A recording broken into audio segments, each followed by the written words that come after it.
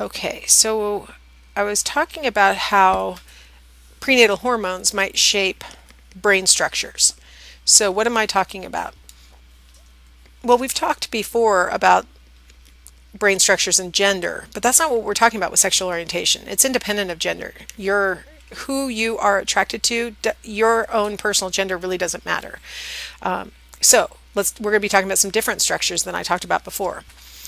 So this picture is showing us, they're pointing at what's called INAH. And if we're going to get super specific, it's actually called what we're going to be really interested in is a particular area of INAH, which is INAH3. So what does that mean? Interstitial nucleus of the anterior hypothalamus. And we're going to be interested in the third segment. So the hypothalamus is a really important structure for lots of different sexual functions. We talked about it before when we talked about the menstrual cycle. It reacts to stress and governs the functioning of the pituitary gland, which in turn then sends messages to the testes and the ovaries. And in women, that governs the menstrual cycle. In men, it governs testosterone production and sperm production, stuff like that. So the hypothalamus governs hormones through the anterior pituitary. It also governs all sorts of motivations. There are areas of the hypothalamus that make you thirsty. There are areas that make you hungry. There's a different area that makes you feel full. So it's in charge of a lot of motivations, including sexual motivation.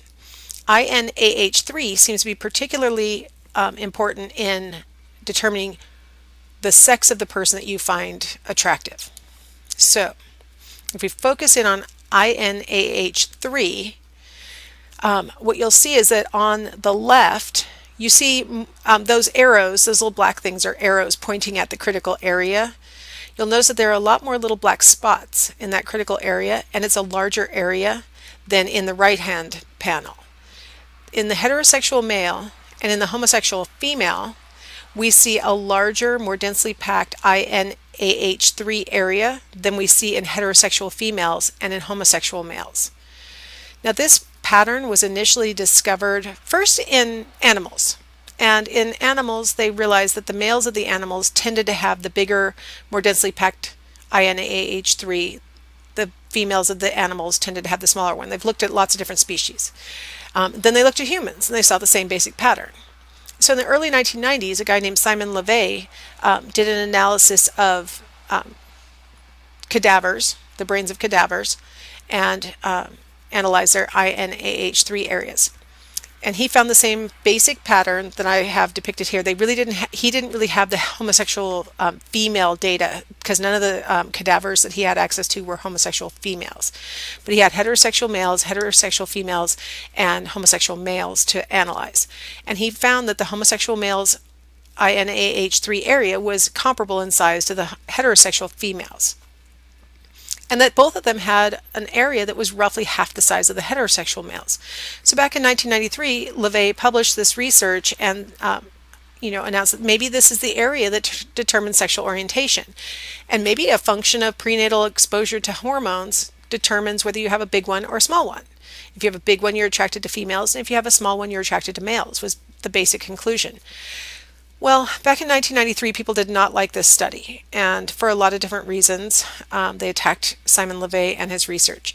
They attacked his research on the grounds that he based these findings on cadavers, and so that meant, by definition, we couldn't get individual information from the deceased about exactly when they realized their sexual orientation, how often they'd engaged in homosexual or heterosexual behavior, these kinds of things. You couldn't get clarity about whether their brain was organized like this from the beginning, or if maybe it took this shape as a function of the things that they'd done in their lives.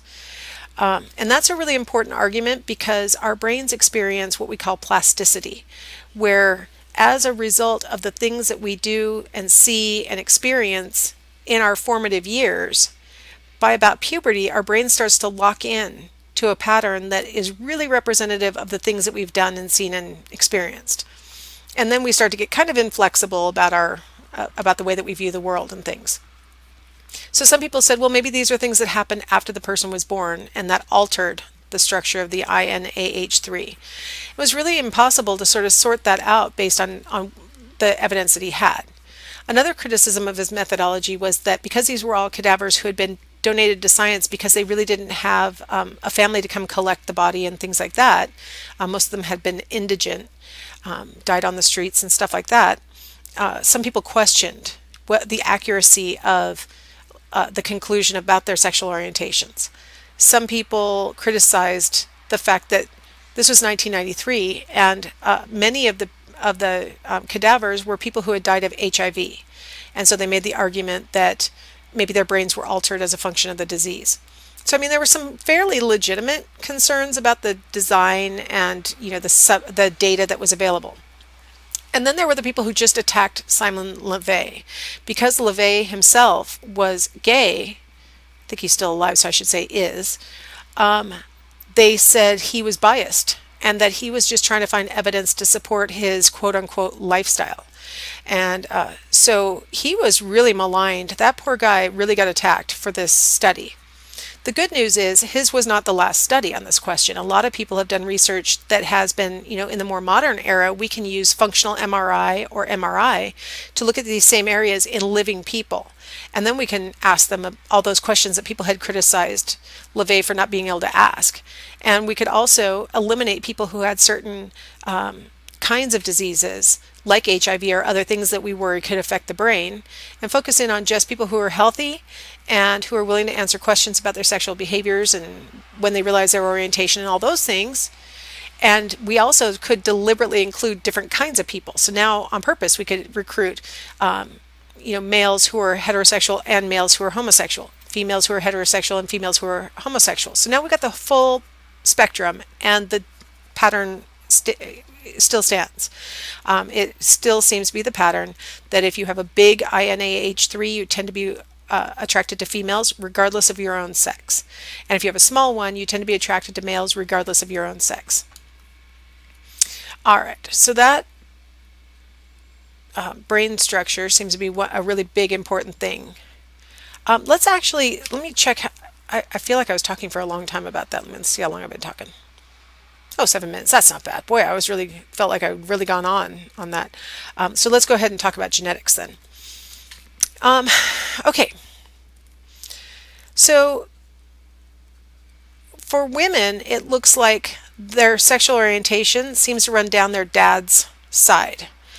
So the X that they inherited from their dad seems to determine their sexual orientation. Whereas for men, their orientation seems to run down their mom's side. So it looks like the X is the critical factor in determining sexual orientation. Males always get the X from their mom. Females get one from their mom and one from their dad. It seems like the one that they get from their mom is the more important one. Now here's a study where they looked at this is several studies and then an overall meta-analysis of all of them. So the DNA linkage analysis. Now here's the thing. Okay, so it's really important to understand what this is looking at. So we've got gay brothers. So both brothers who were in the brother pair were gay. And researchers in these different studies, Hamer, Hu, Sanders, and Rice, all looked at the X chromosome of these brothers, both of whom have the same parents and both of whom are gay. And what they found is that there's a particular place along the X chromosome that seems to match or be shared between the brothers who are both gay much more often. Now it's really interesting because for Hamer, it's 80% of the time they shared that allele and only 20% of the time they didn't. If we look at Hu and Sanders, it's a little bit less dramatic. It's more like 65% of the time they shared the same allele and 35% of the time they didn't. And then if we look at Rice, it's actually slightly more common in the Rice study to not share the allele, even though you're both gay. But see at the bottom of those bars where it says NS, it's not a significant difference. So the two groups didn't actually differ on whether they shared or didn't share the allele. If you look across all these studies, lump them together and treat them as if all the data was from one study, that's what happens in that final column that's called combined.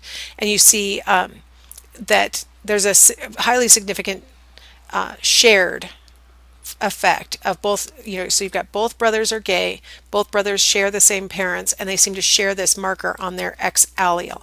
So what does that mean? It might be that there's a heritability to sexual orientation. That maybe if you inherit one version of it, it makes you oriented towards people of the other sex.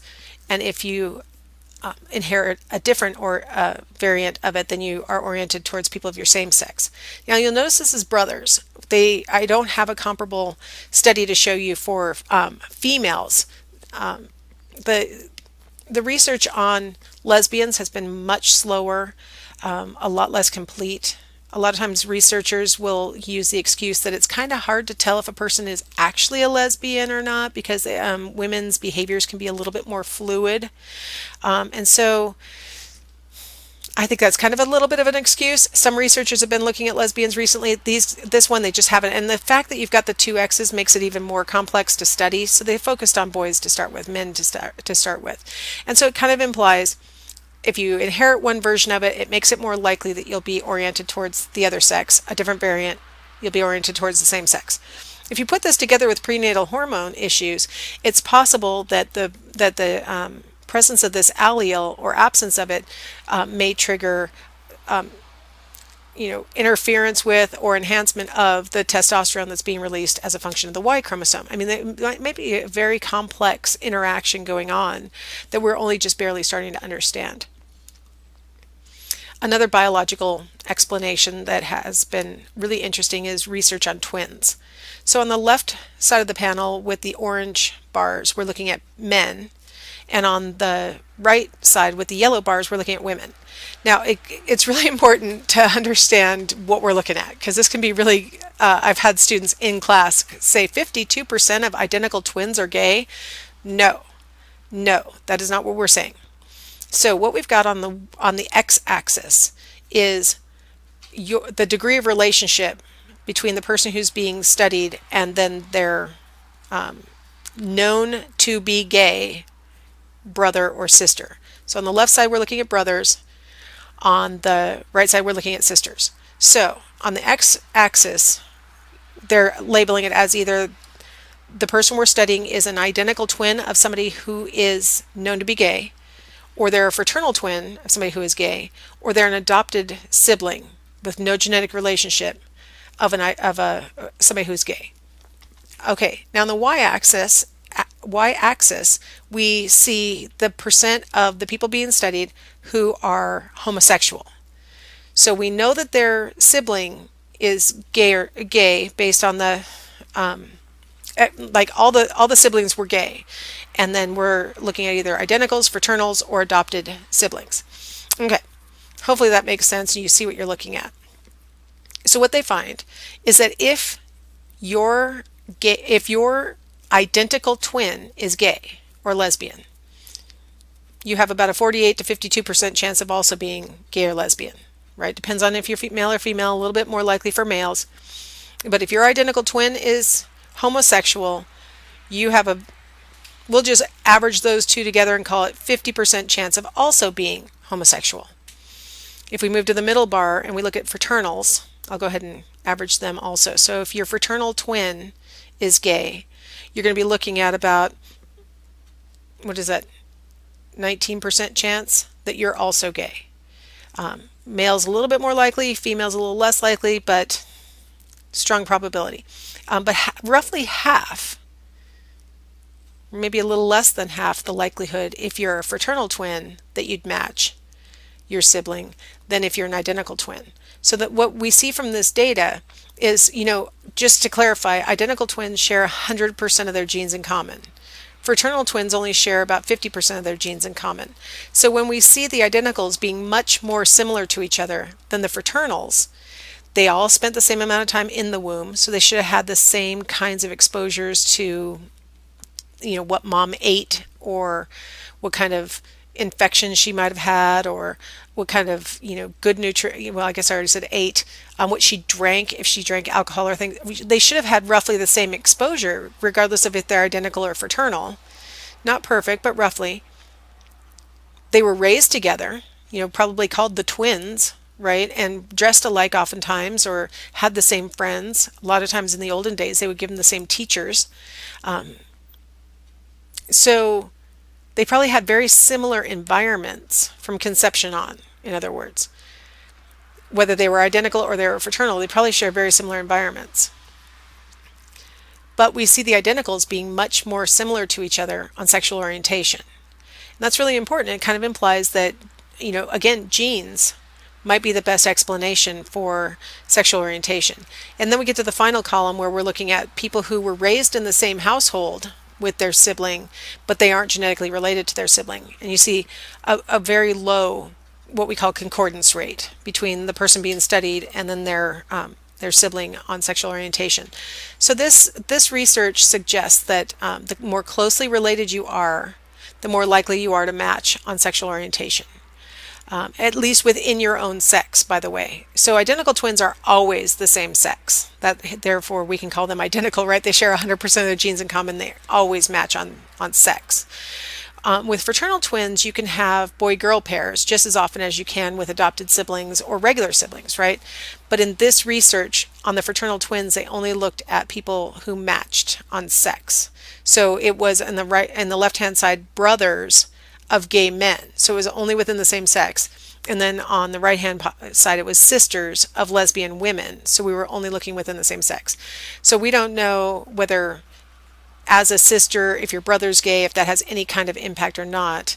And we definitely don't know within fraternal twins, if your fraternal twin brother is gay, does that make the fraternal twin sister any more likely? Though we don't have that research. We only have within the same sex.